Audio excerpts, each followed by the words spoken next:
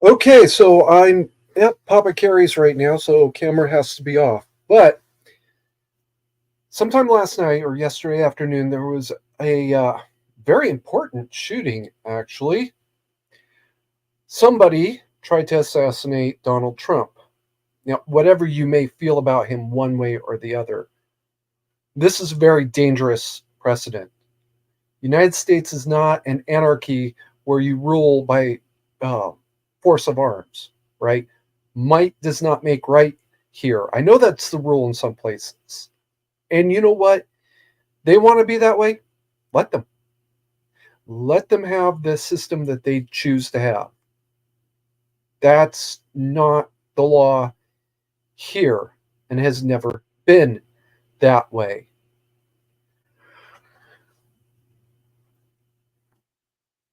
So, with that in mind, no matter what you feel about him, one way or the other, you should be condemning this in the strongest possible terms. There's no excuse for it, right? But that's apparently the way the world now works, or something. I don't know. I want to point out this poster that I got off of Facebook. It says, I'm begging y'all to care like this when it's a third grade classroom instead of an ear. Now, the individual who posted this I know has Trump derangement syndrome that is borderline terminal, all right? Has some real serious issues with reality. With that in mind, what I know is that this individual doesn't care about a classroom full of third graders as long as Donnie gets killed in the process. Wow, that's a very, very dangerous and disturbing position to take. I cannot help but recoil at this kind of thinking. Right. This one, I have removed certain information because I chose to. All right. The other issue for originalists is that there is absolutely no way the authors could have envisioned the power of an AR 15. The context of the creation of the Second Amendment shares absolutely nothing with the world of modern firearms, as if common sense mattered. The next one yet. Invented for Nazi infantrymen, the further developed by the U.S. military, the AR-15 was the Texas school shooter's weapon of choice. Okay, so I've overshot here a little bit, and that's okay. I'm okay with that because I am going to stop this screen and present a different screen. Share screen.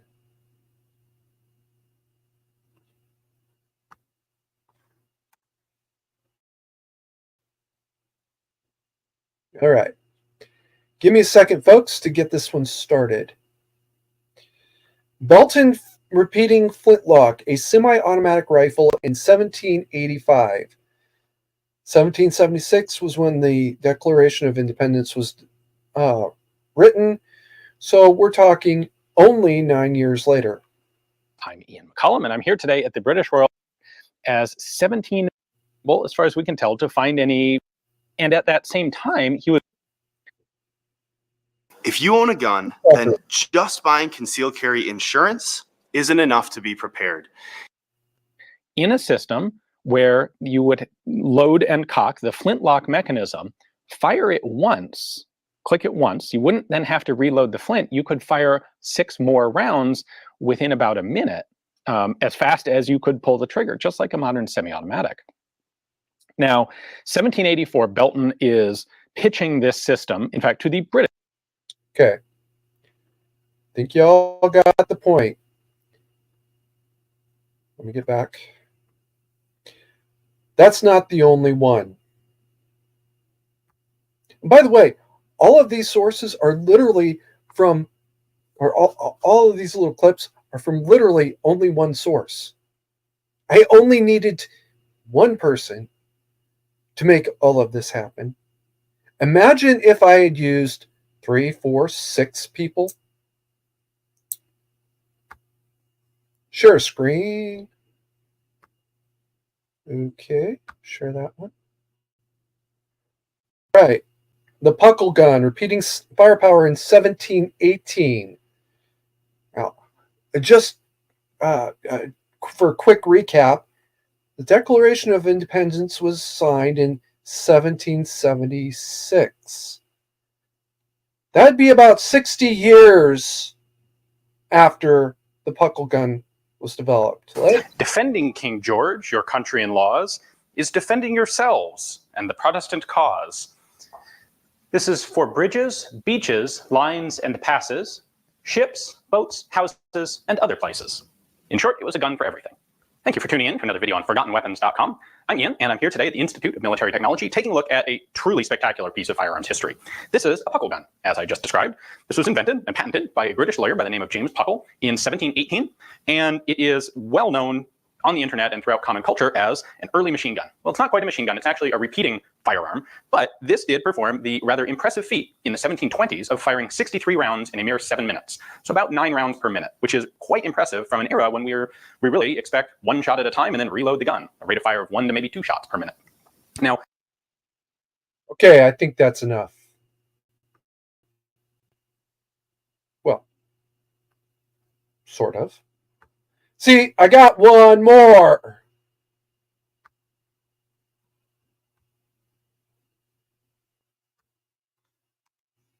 Again, all of these are just from one source. All right. I'm not even going to try to say that word correctly. Girowandi air rifle, original 1780 example. Again, Declaration of Independence was signed in 1776.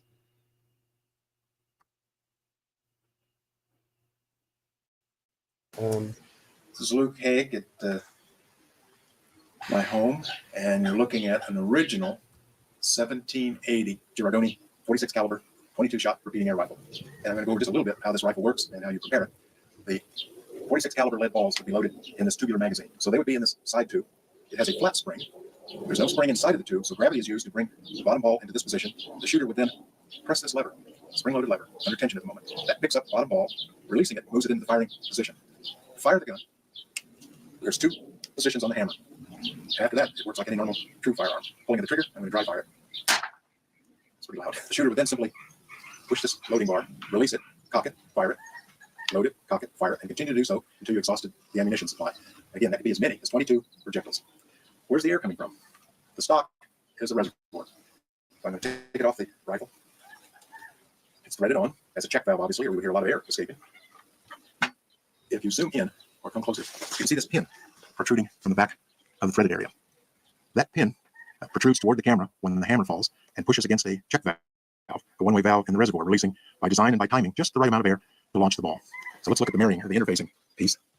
Here's the back of the air reservoir. Now, the rifle is an original Girardoni, one of just a few in the country. This is a replica made by Ernie Cowan of the reservoir. The originals are too dangerous and too fragile to pressurize. The pressure has been estimated to be about 800 to 850 psi in the buttstock reservoir. The next thing I want to show you is the interesting rifling. You can get around and see the muzzle. Did you hear what he just said? The interesting rifling that certain people claim doesn't even exist until somewhere in the 1860s. But okay. It almost looks like what was called ratchet rifling, but it's for the most part more or less conventional. It's 12 lands and grooves. The cast would suggest it was a hook scraper method of rifling, but still the lands have an unusual shape. I've collected some fired projectiles, and it does look possible to match them under the comparison scope, and we'll give that a try later. So we can back off again and we'll talk a little bit about the ramrod. Okay, I think that's enough of that one.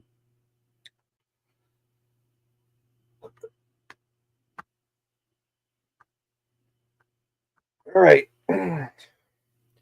What he says later on in the video, and I'm going to include that in those 3 links in the description later, is that the Girandi was used by line infantry for about 6 years, I think it was.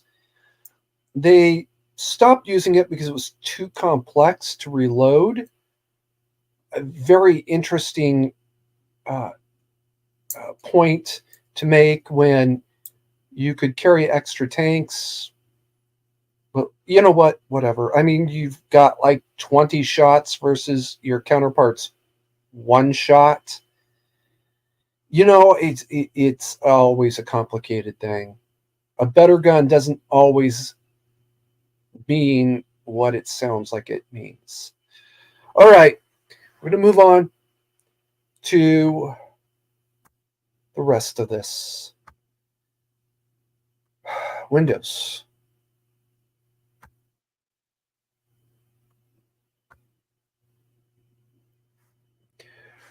The other original issue for originalists is there's no way the authors could have envisioned the power of the AR-15. They already had something that was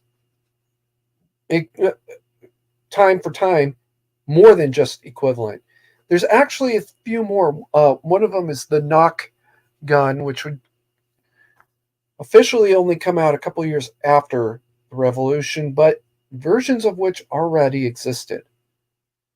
So, yeah, that's kind of bullshit. Moving on. All right, this one is invented for Nazi infantrymen, further developed by the U.S. military. The AR-15 was the Texas school shooter's weapon of choice. All right, except that that's also bullshit. The Sturmgewehr, or storm rifle, was originally developed under a pretext of a submachine gun because Hitler would not allow an assault rifle to be developed because he believed that infantrymen could not use these smaller rifle rounds. Right. I know everybody keeps saying intermediate. Great. The day, excuse me, the day you can tell me what intermediate is and make it an absolute definitive thing that I can measure and say, yes, it is within that intermediate range. Great. Let me know. I myself tried to do it for something like 10 years. Brent used to make so much fun of me for that. I barely was able to pass muster with a definition for pistol cartridge, which is a video I really want to make once I can afford to replace my computer, but whatever. In the meantime, I cannot give you the definitive line where a intermediate cartridge ends and a battle cartridge begins. There is one particular well-acknowledged expert, Lynette Nussbacher, who once within the same interview referred to the 7.62 by 5.1 NATO standard cartridge. That's the M14, the FNFAL, the M60, the M240, not the FAMAS. I forgot what the other one that I'm trying to remember is. It was a big one for a fucking hot second. Anyway, all in all, that is the NATO standard cartridge. Referred to it literally in one sentence as a battle rifle, and in the next sentence as an intermediate cartridge. Now, I have to give a certain degree of flexibility to Dr. Nussbacher because the interview was interspersed. The interview was interspersed in a larger piece. So, could she have said it literally in one sentence and then in the other, and they reversed the order? Could there have been something in between those two sentences that allowed for that transition of thought? I don't know. I would love to interview her. Maybe I'll send her a link to the stream. I'll time with the timestamp. I would love to do that. Unfortunately, I'm also way, way too unimportant for her to give a shit about. That's not a knock at her. That's the truth. I'm not that important.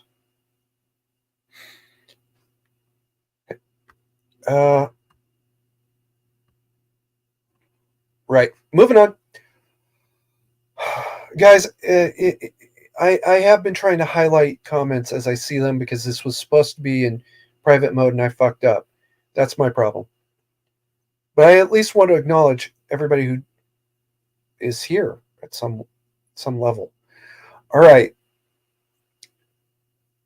The next point is the Sturmgewehr did use what generally everybody would acknowledge is less powerful than a battle rifle. That's the reason Hitler wouldn't allow it to be developed. So let's not pretend that part didn't happen. But obviously far more powerful than a pistol cartridge. That's also a factual statement. What that doesn't acknowledge is that the U.S. beat them to it by about 5 fucking years. We call it the M1 and M2 carbine. More precisely, the M2 carbine. Now, a lot of those M1 carbines were converted to M2 during World War II because the average infantryman or support personnel that the M1 was meant to be for were saying, give us automatic rifles. We really need automatic rifles. It's actually not that hard a thing to understand. We beat them to it by 5 years. But, I'm a little bit spurgish about that. Because you cannot define intermediate cartridge to me, or if you can, let me know. I say the Russians beat us to it by about 28 years with the AVS-18. The British beat them to it by a couple of years over that. But then again, the U.S. might have beat them all to it again with a previous rifle, very short-lived service just before World War I. World War I was basically the reason that project ended and could not be introduced into mainline service. So no, it was not invented for Nazi infantrymen. It was further developed by the Nazi Empire. They're the ones that finally got this intermediate cartridge concept pretty well figured out. Oh wait, no, because we did it with the M1 M1 carbine rather. But they're given credit. So okay. And the third part, AR-15 was the Texas school shooter's weapon of choice. Which Texas school shooter? All right, because there's one that comes to mind that was a love triangle, which has been reportedly, the shooter was female. That part is definitive. The love triangle may have been that the girl that she was interested in a boy. And either she was not interested in him or he was not interested in her. Or the other girl was not interested in the first girl. Or something. It's really unfortunate that it ended that way. But it did end with 3 people dead. All right, this is a particular bone of mine.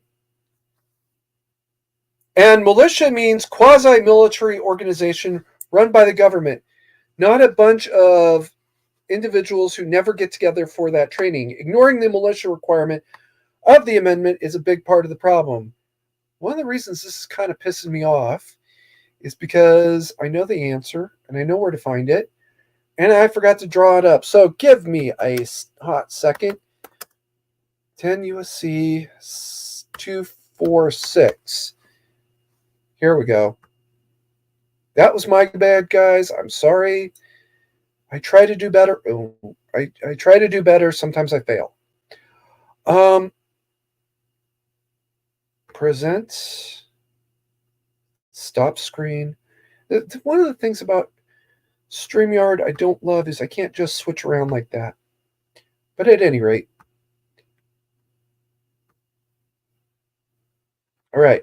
This is Cornell Law School, as opposed to the official us.gov or something, but it is an accurate representation as of the time that it was published, and was accurate to within earlier this year. I think it was May.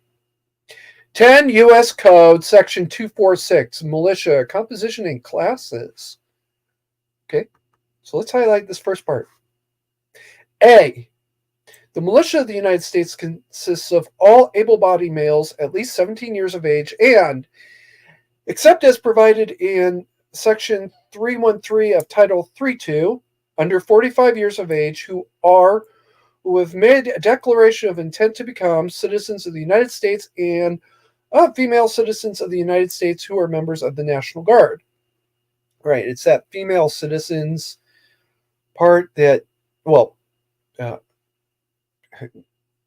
or able-bodied males part, more to the point, that came a little bit into question earlier this year.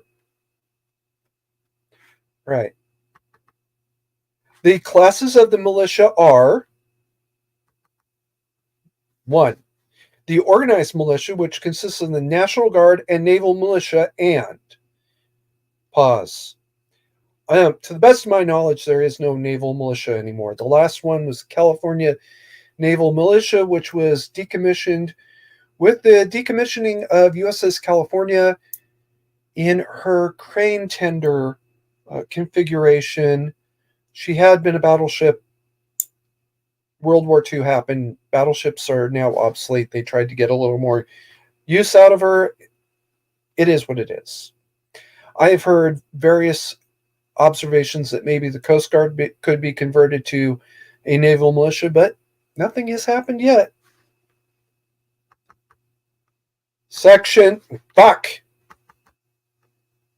Part 2. The unorganized militia, which consists of the members of the militia who are not members of the National Guard or Naval Militia. Yeah, that means everyone over the age of 17 and under the age of 45, except for veterans. We may not be restricted to age 45. There's some question and doubt about that. Yeah. There is a veteran watching right now. Okay. Him and I should probably talk about that someday. You non-veterans watching right now or in the future, you're part of that unorganized militia, whether you want to or not. The last time the unorganized militia was called up that I am aware of, oh, God damn it, it was a wildfire. I want to say it was or it was in Oregon, when locals were tasked with closing roads to prevent looting.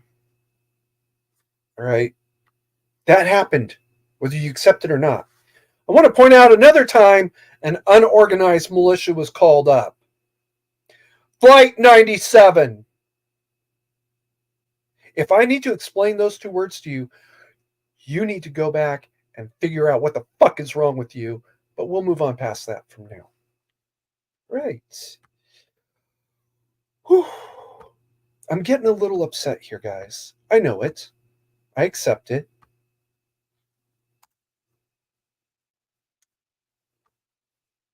Okay. Whether they get together for such training or not, they are the militia. And by the way, I was until late last year, part of my my county's semi-organized militia. We did meet for training, and we were under the auspices of the the sheriff.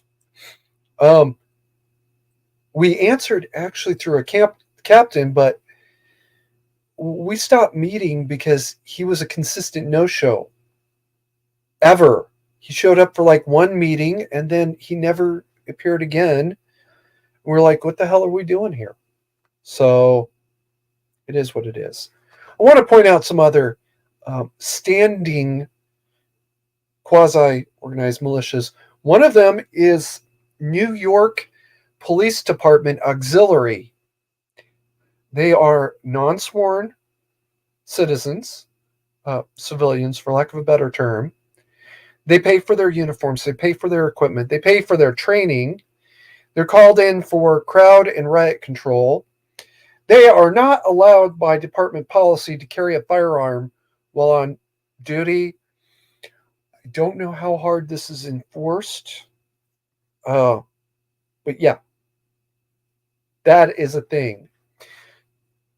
My native stomping grounds of Shasta County, California, has a special duty militia, the Sheriff's Posse, which is a search and rescue element. Now, because I've never actually talked to them, I'm not sure the whole story there. But my understanding is they started out as a mounted search and rescue, horse mounted search and rescue group. I don't know the whole story. I was also back in Shasta County, and I noticed that there was a citizens patrol.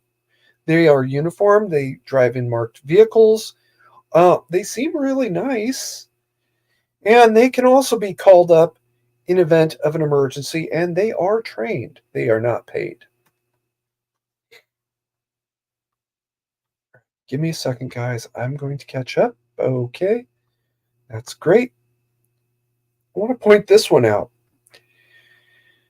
The 2A was put in place to suppress slave rebellion. Stop. Just fucking stop. It's actually probably a good thing that I made a conscientious decision to remove identifying information from these comments. That was never the intent of the Second Amendment. Whether it was to allow people to meet the unlawful force with like force, as I say, or it was to allow for the states to have or call up a militia, like certain parties say, or it was something else entirely. Suppressing slave rebellion was never part of it. That was not even a concept at the time.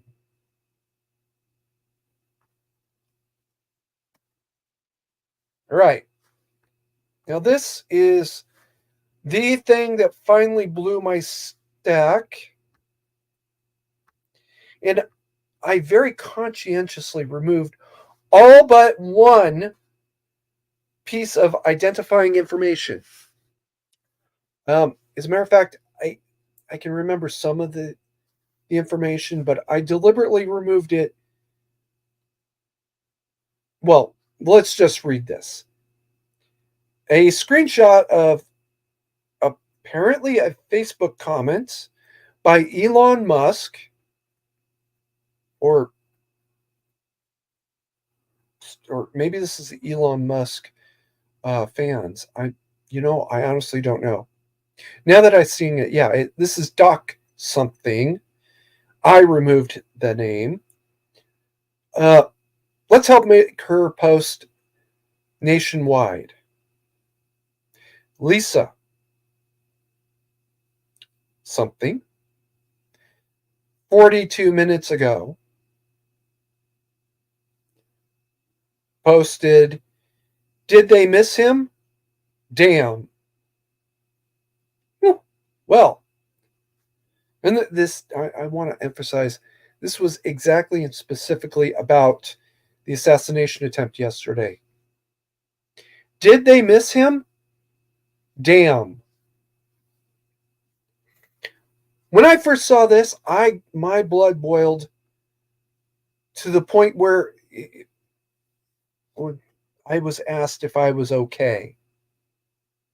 And I was not quite okay right that moment.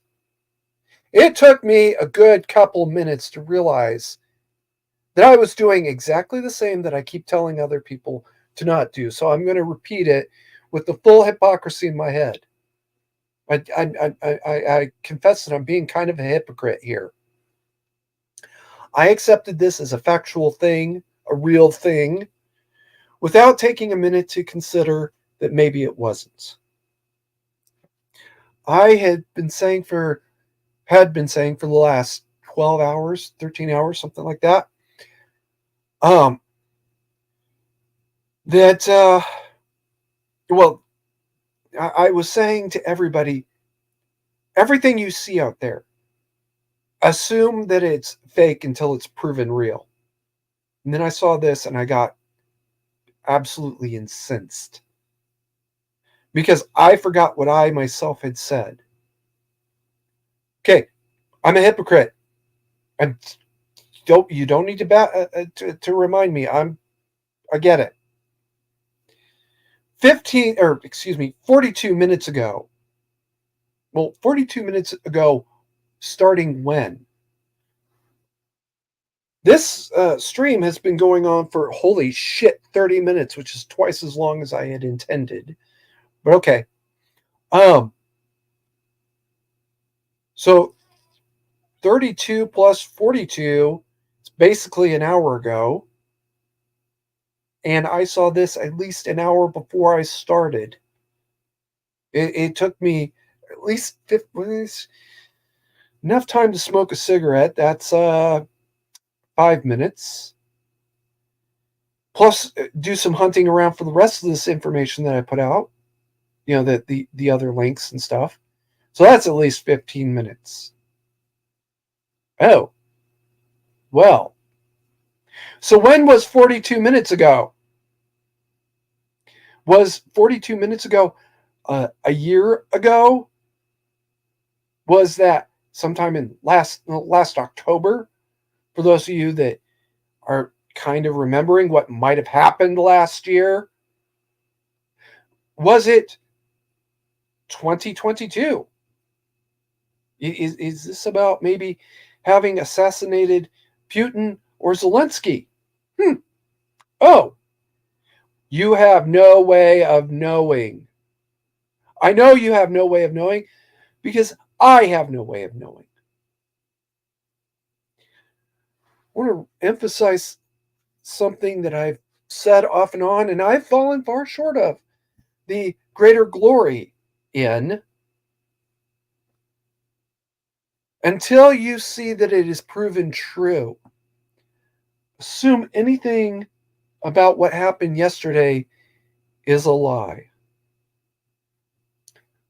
It's at this point that I have to own a little bit of shit I'm going to be eating here in about a week.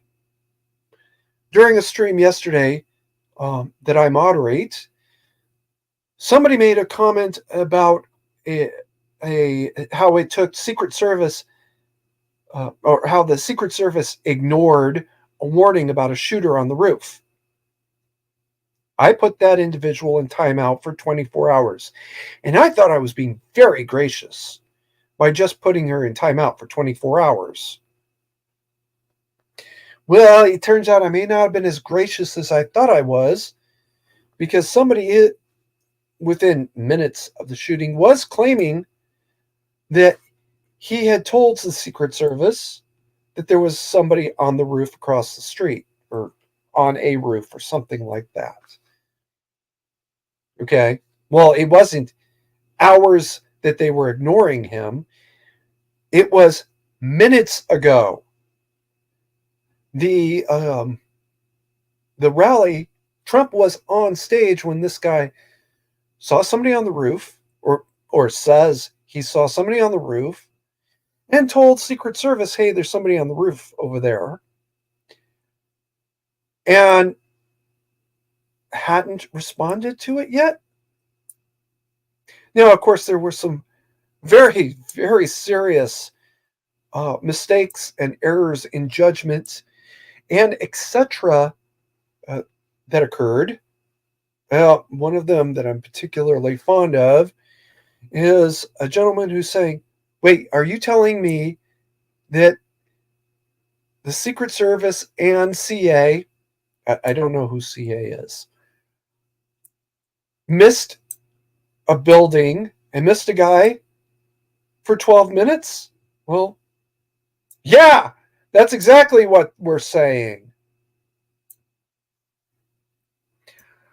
If you are watching this, I really am begging you to heed what I'm about to say. I don't care how salacious it is. I don't care how much you like it. I don't care how much it fits exactly what you want to believe. You know, like how this posting here fit what I wanted to believe when I first saw it.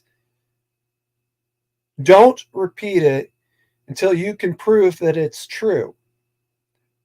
Because after 20 fucking minutes, oh yeah, I went out for the cigarette, came back in and started searching for this post. I did actually find this Lisa person, which is all I'm going to say. I'm going to say that she has an agenda in this world, one that would be compatible, by the way, with Pod Home. No, not mandatory carry, all right? Not defend the White House. No, none of that.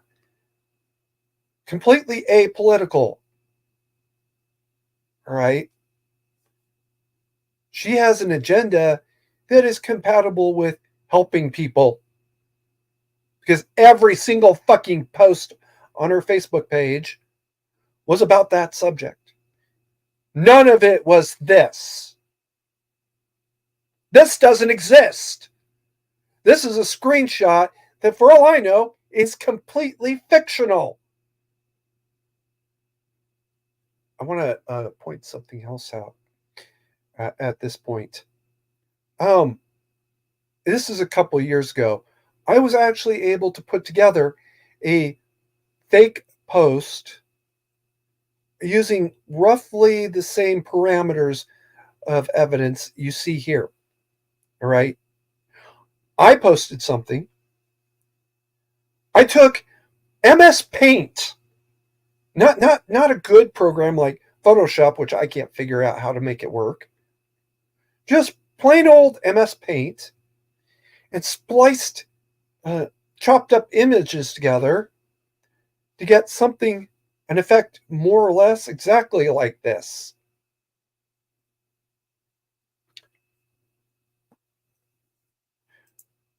So before you go, especially if you see this one, before you go and repeat this somewhere else, just remember mandatory carry, who is not a computer expert, all right, is a bosun's mate to the core, not an artist or a computer expert, and kind of a gun nut, okay, was able to make a fraudulent posting actually better than this quality.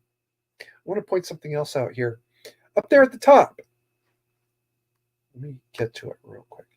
See right here where it says Elon Musk? I really, really want you to look at the font. Kind of looks a little bit different from Doc and Lisa. Now, it does look a lot like Let's Help Make Her Post Nationwide. Okay.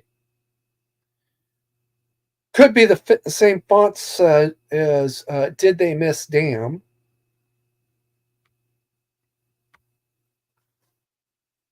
But let's not fucking waste time here pretending something pretending that this is completely kosher.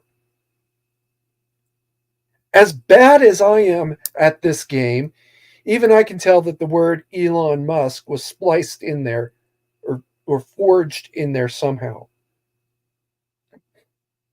It's a completely different font set from Doc. And generally, similar to Lisa, but not quite the same.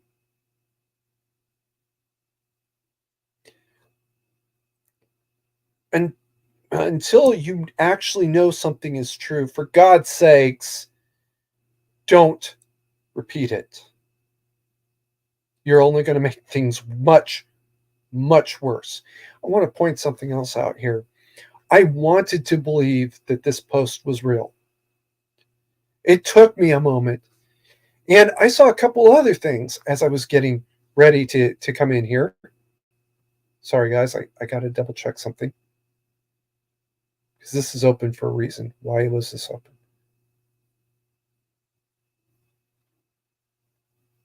Oh, that's why.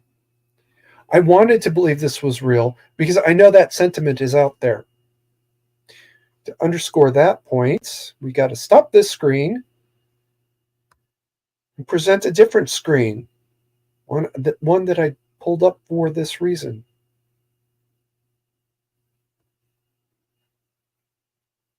Okay.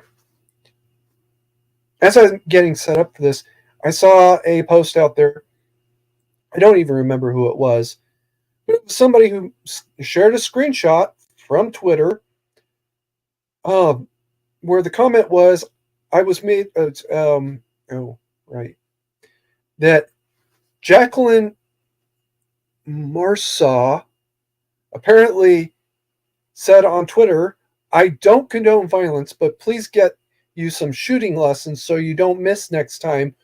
Oops, that wasn't me talking. And this comment, which is on Twitter, by the way, and fuck all y'all, I'll drop that one into the chat because who the fuck is going to stop me? Let me get rid of all this extraneous shit, though. There you go. You want to check? Go ahead and check. See if I'm lying. All right. Ashiha Hasni. All right, Miss Hasni, if you butcher my name, well, I'm going to shut up and take it because I know I butchered that.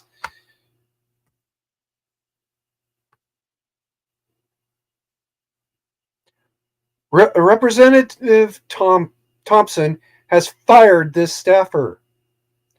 I was made aware of a post by a staff member, and she is no longer in my employment. Mississippi GOP was calling upon him, to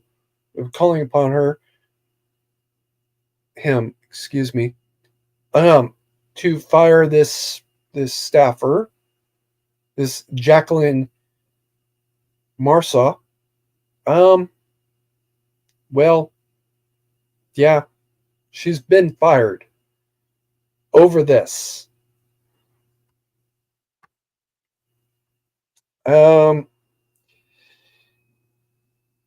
So that sentiment about wishing he had succeeded, right? Wishing that Donnie was dead, that's out there. It's fucking real. What do you want me to say? I'm supposed to not want that one to be real because I don't like it? No, I wanted it to be real because I know the sentiment's out there.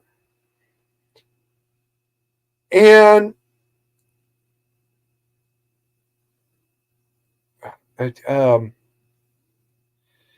because I know the sentiment's out there,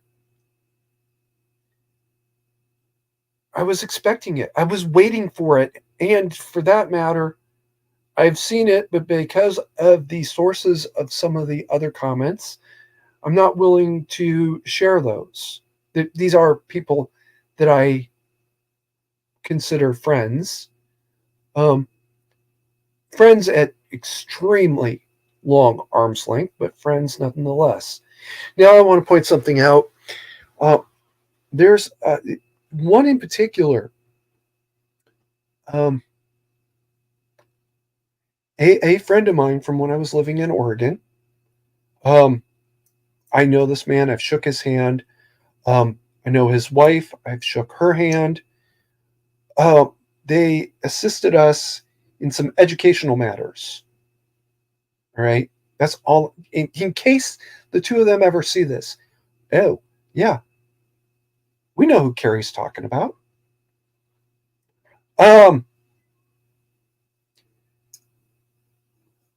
The husband in particular. I haven't seen what the wife has said yet. But if the husband came out and condemned this, and he did condemn it, using the word condemn, not a word he normally uses, I kind of sense just a hint of maybe the wife posted that for him, because that is a kind of word that she does use. But whatever. And these two have Trump derangement syndrome. His isn't as bad as hers. Okay, fine. But both of them do. And he came out and flat out condemned it. Why can't the rest of you with TDS come out and say something to yourself, at least as simple as, hey, this is actually a bad thing. We don't want this. This is not the way we want this thing figured out. We don't want people's gray matter splattered everywhere as a way of establishing public policy, because that might be the way it ends up getting figured out. And we may not be the ones establishing public policy when it's all said and done. I want you to sit and think about that question as you cheer the shooter on. All right. So for those of you who were able to make it, I'm sorry. I'm sorry, guys. This is my own fault. For those of you that are going to see it later, especially you, Delta Sierra, because I will be bringing this to you, specifically your attention. I really want you to think about yourself and the lives that you're living. You should. Papa Carey says it best. Shaming these people doesn't do any good because they don't have any shame. I guess that's it. That's all I got.